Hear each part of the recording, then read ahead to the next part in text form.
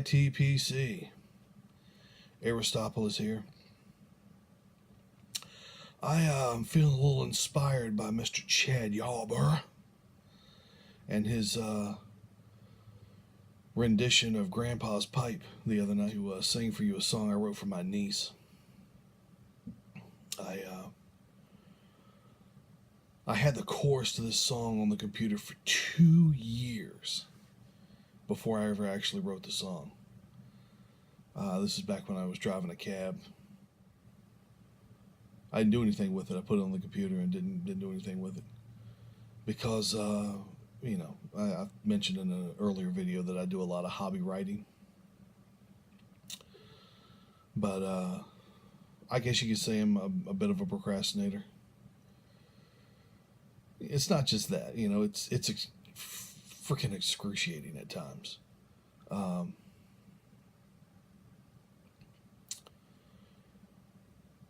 But I guess that's exactly why I keep coming back, because for as excruciating as it is, when I've said something exactly how I want to say it, it's the most incredible feeling in the world. It's a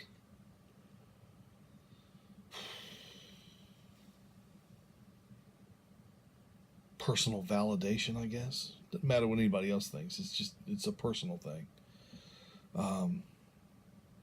There's a great quote from Mark Twain that goes, you can secure other people's approval if you do right and try hard, but to secure your own is worth 100 of it, and no way has been found of doing that. There were some snow days earlier this year, and I was off the road, and I made a commitment that I was going to get in there on the computer and polish up some of those poems I'd written.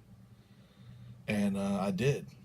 And it was excruciating. I mean, you sit there for, God knows how long, and you before you know it,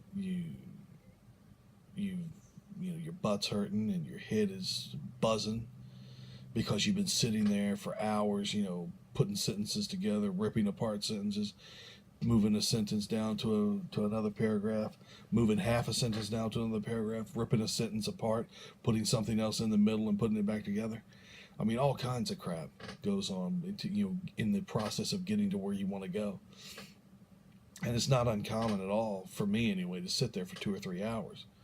I mean, it goes by fast because you're concentrating heavy on something.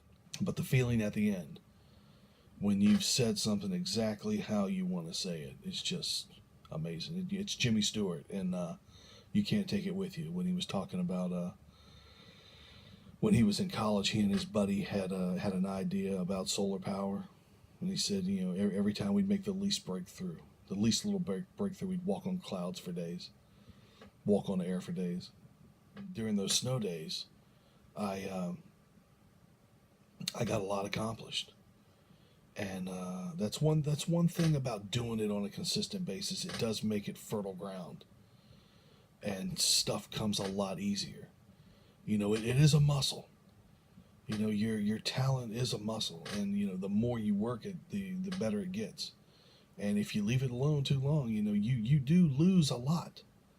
There is a lot that's not there anymore, that goes away. But, I spent a couple of days really working hard on these poems. And then I get up, I'm getting ready to go. It's the night that I'm getting ready to go back to work. And as I'm getting up, I click on a couple of folders. And one of them was the one that had the chorus to the song in it. And as soon as I clicked on it and looked at it, it just started coming, boom, boom, boom, 1 stanza, 2 stanzas, 3 stanzas. I mean, just like that. And I know it was because I'd spent 2 days raping my mind over these other poems, and the creative ground was fertile. That's how it is that, somebody like Jonathan Cain from Journey can wake up in the middle of the night and write out faithfully on the spot. And, all songs don't come to him like that, but he does it on enough of a consistent basis that on a rare occasion, he'll wake up and bang, complete in one sitting. Because when the ground is fertile, that's what happens.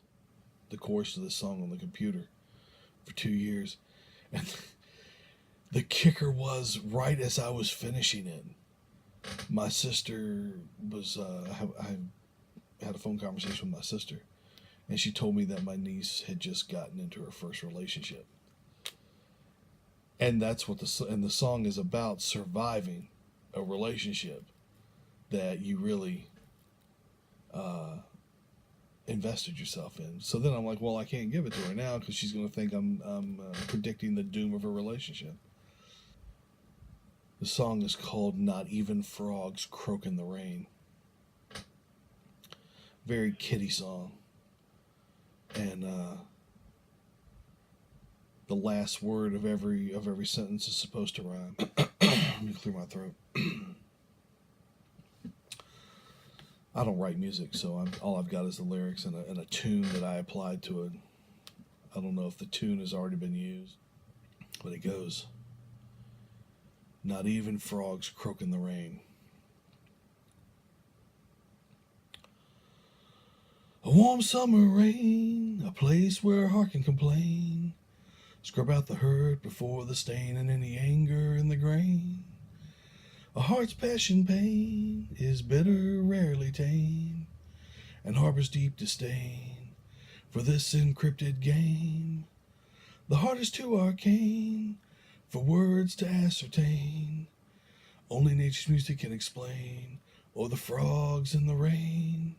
Not even frogs croak in the rain. When emotions speak in metaphors, but still can't explain the pain. Not even frogs croak in the rain. When the world goes on without you, like a cruel hurricane. Not even frogs croak in the rain. Life cannot sustain, and even less the heart maintain. Love has wings but no chain, instincts but no brain. Emotional strain as your heart circles a drain. Broken-hearted fame, drenched in stale champagne. Ponder what became of that bright summer flame, or where to place the blame. Ask the frogs in the rain. Not even frogs croak in the rain. When standing on new terrain, you'll see all you overcame. Not even frogs croak in the rain. Frame and hang, claim a name. Not even frogs croak in the rain. Not even frogs croak in the rain. Growing pains. Not even frogs croak in the rain, but remain. Not even frogs croak in the rain.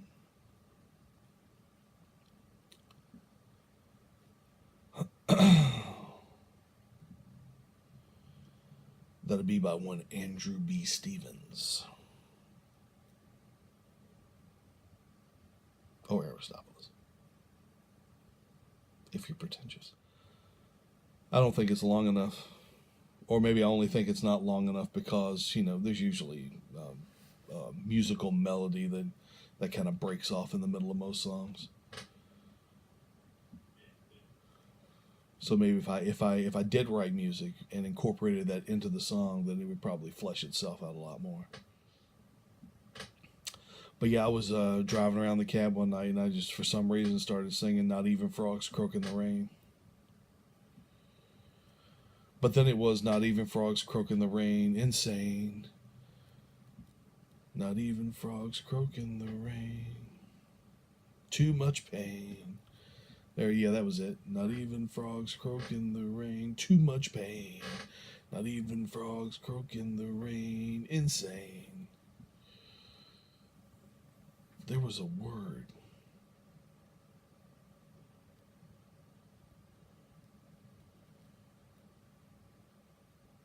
There was a word. I can't remember what it was. Of course, I can't remember because I'm on camera. If I wasn't on camera, I'd be able to pull it out, just like that. What was it?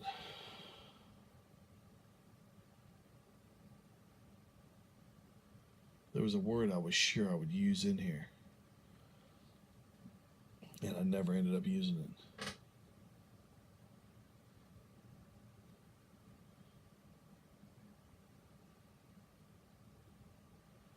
What was it? Oh well. It's not in there, and it's not going to be in there, so I guess it doesn't matter. But yeah, my niece just turned 15 in January. January 8th, the King's Day. I mean, it was written to be a kid's song, but I honestly think it turned out pretty decent for a kid's song.